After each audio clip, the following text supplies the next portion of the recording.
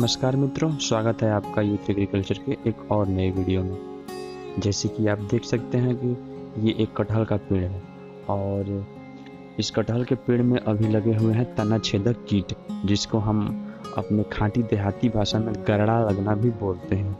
ये कीट जब आपके पौधे में लगते हैं तो आपके पौधों को पूर्ण रूप से नष्ट कर देते हैं, क्षतिग्रस्त कर देते हैं, जैसे कि इस कटहल के पेड़ के साथ हुआ है। अभी आप देख सकते हैं कि इसमें बहुत ज़्यादा मात्रा में तना छेदक कीट लगे हुए हैं और इसके परतों को पूर्ण रूप से क्षतिग्रस्त कर चुके हैं, उसमें होल कर दिए हैं और जगह जगह पे आपको देखने को मिल रहा होगा कि जो उसमें से पानी निकलना होता है, उसमें एक चिपचिपा जो पदार्थ कटहल के पेड़ में आता है वो निकले हुए हैं। तो अगर आपके साथ भी ऐसा प्रॉब्लम है, आपके भी पेड़ में ऐसा प्रॉब्लम है, तो आज हम इसी बारे में चर्चा करेंगे। इसमें क्या डालें, कौन सा उपचार करें, इसके लिए क्या सही रहेगा।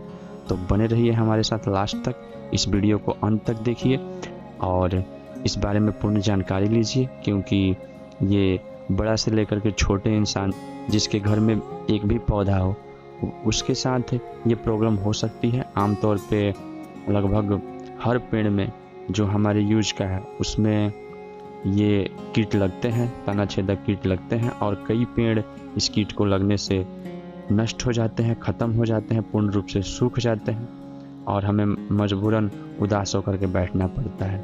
लेकिन आप अगर किसी भी पेड़ में कोई भी रोग हो तो उसका उपचार ज़रूर करें। अगर आप स्वयं नहीं जानते हैं तो किसी को बुलाएं, किसी से पूछें।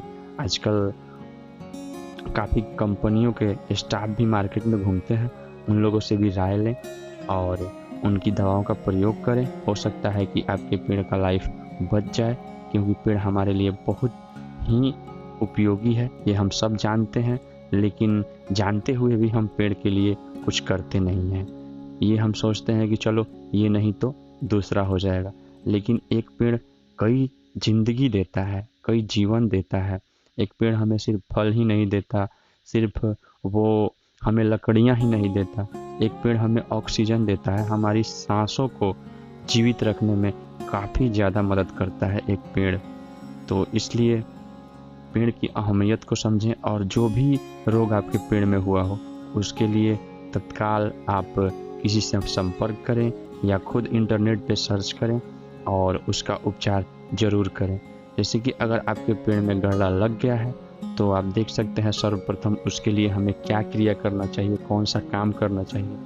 आप सबसे पहले उसके ऊपरी परत को हटा दें। जो भी सड़ी हुई तनाएं हैं, जो जब तना छेदक अंदर घुसता है तो वो तनाव को नष्ट करते जाता है और वो अपने पीछे कुछ अवशेष छोड़ते जाता है। जो तना का ही अवशेष रहता है वो निर्जीव हो चुका रहता है, तो उस चीज़ को आप सबसे पहले निकाल दें और पूरी तरह से साफ़ कर दें। उसको जो भी गंदगी है वहाँ पे उसको पूरी तरह से साफ़ कर दें, होल को बड़ा कर लें, ताकि जब हम दवा का प्रयोग करें तो वो डायरेक्ट अंदर तक जाए और जहाँ तक भी कीट है उसमें कोई अवरोध नहीं आए और कीटों तक पहुँच करके वो सबको ख़त्म कर दे। तो इसलिए आप सर्वप्रथम वहाँ के जगह को साफ़ कर दें, तनाएँ, सड़ी हुई तनाएँ हटा दें। जैसे कि आप अभी देख सकते हैं कि हमने किस तरह से वहाँ की शाखाओं से जो सड़ी हुई तनाएँ थी जिसको कीटों ने खा लिया था उसको हमने हटा दिया और इसके पश्चात हम दवा का प्रयोग कर रहे हैं। तो जो दवा का प्रयोग हम इसमें कर रहे हैं वो दवाएं हैं क्लोरपायरीफॉस 50% और साइपरमेथ्रिन 5% का मिश्रण है। ये उसको लेकर के अच्छे तरीके से मिला लें और डिस्पोजल के सहायता से आप याद रखें कि इसमें तो हम लीटर के हिसाब से इसमें क्वांटिटी नहीं बता सकते हैं, आप अनुमानन थोड़ा ज़्यादा या थोड़ा कम हो सकता है। आप दोनों दवाओं को मिला लें, क्लोरपायरीफॉस 50% और साइपरमेथ्रिन 5% को, और मिला करके एक डिस्पोजल के सहायता से हम उन छिद्रों में जो कि तना छेदक कीटों द्वारा बनाया हुआ है और जिसको हमने साफ़ किया, उन छिद्रों में फोर्स से डालेंगे ताकि वो अंदर तक प्रवेश करें और बाहर की शाखाओं पे भी लगे। इस प्रकार हम उन दवाओं को सारी छिद्रों में बारी बारी से लगाते हैं और ये लगाने के बाद निश्चित रूप से तना छेदक कीट पूर्ण रूप से मर जाते हैं, अंदर ही वो ख़त्म हो जाते हैं। और इसके बाद हमारी प्रक्रिया यहीं पे ख़त्म नहीं होती, इसके पश्चात भी हमें एक प्रक्रिया करनी होती है जो कि हमारे पेड़ के लिए अत्यंत ही लाभकारी होता है। वो प्रक्रिया है कि हमें इसमें मिट्टी का लेप लगाना होता है।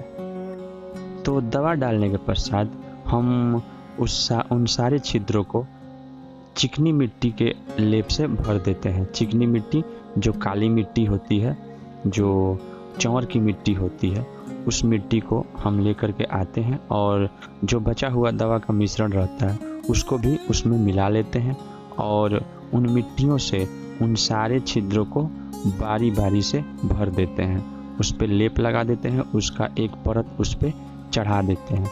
इससे क्या होता है कि दवा का जितना भी गैस होता है वो अंदर ही रह जाता है, वो बाहर नहीं निकल पाता है। या फिर अगर बारिश आती है तो उससे भी दवा को नुकसान होने की संभावना कम रहती है, क्योंकि जो चिकनी मिट्टी होती है वो पेड़ को पूरी तरह से कस लेती है और अंदर के एयर को बाहर नहीं निकलने देती है। इसलिए हम चिकनी मिट्टी का प्रयोग करते हैं उन तनावों के छिद्रों को भरने में। और इस मिट्टी का एक और फ़ायदा होता है कि जो भी शाखाएँ जो तना छेदक कीट द्वारा खाया जा चुका है, नष्ट किया जा चुका है, वो पुनः से भर जाती है और पूर्ण रूप से पेड़ हृष्ट पुष्ट हो जाते हैं। तो आशा करता हूँ कि आपको ये जानकारी पसंद आई होगी। अगर पसंद आई है तो इस चैनल को सब्सक्राइब करें, लाइक करें और हमेशा पेड़ की सुरक्षा करें, रक्षा करें। जय हिंद।